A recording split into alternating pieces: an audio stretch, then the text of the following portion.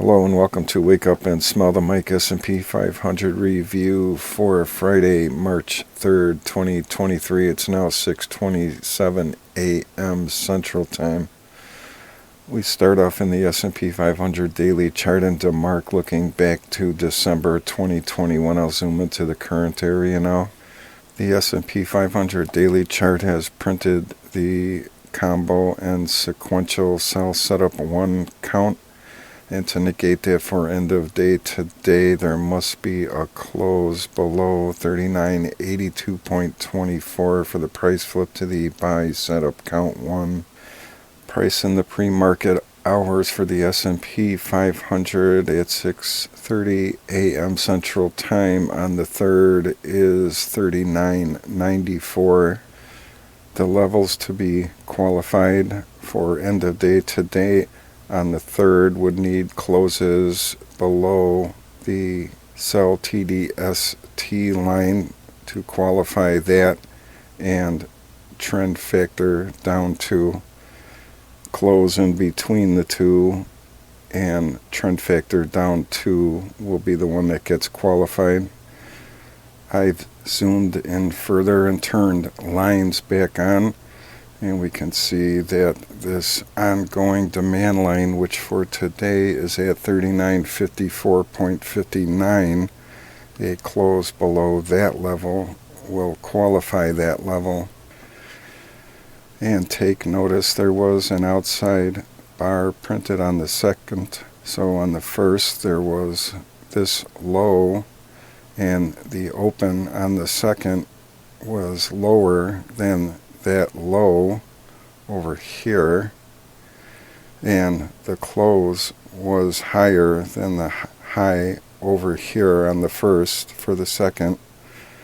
So with an open above that, that's a minor buy signal.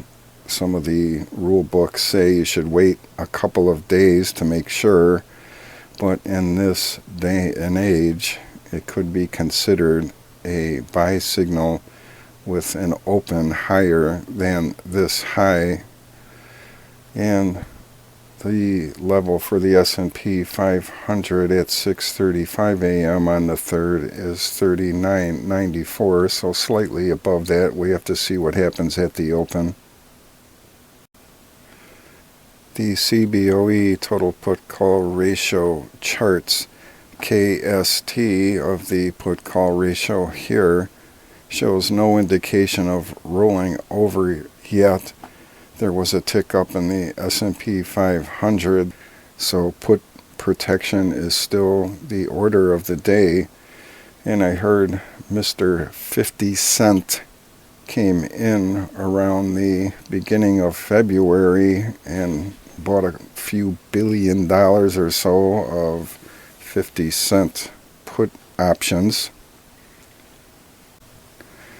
The S&P 500 support and resistance levels big board chart shows the gray areas at the weekly conversion line, relative retracement up 1, and the 50 simple moving average.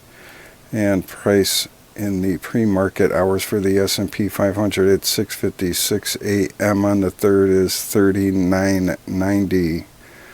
So to the downside is trend factor down to could become qualified today.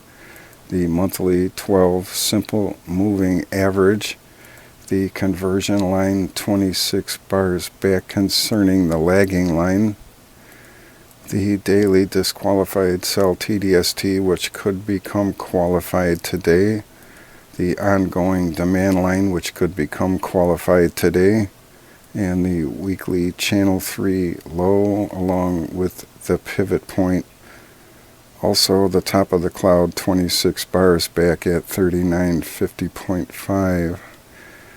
Get below those levels, and the next area is the top of the cloud weekly Bollinger Band mid-band 39 simple moving average S1, and then the bottom of the cloud.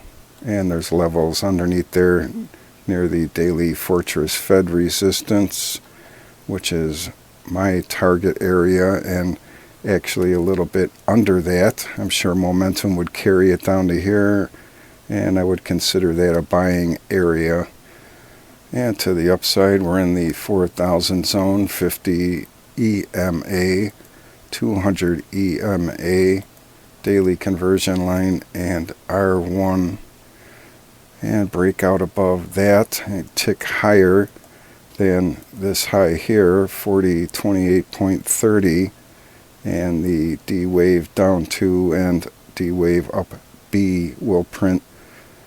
Both the S&P 500 and NASDAQ 100 daily AD lines are under their 21 EMA signal lines.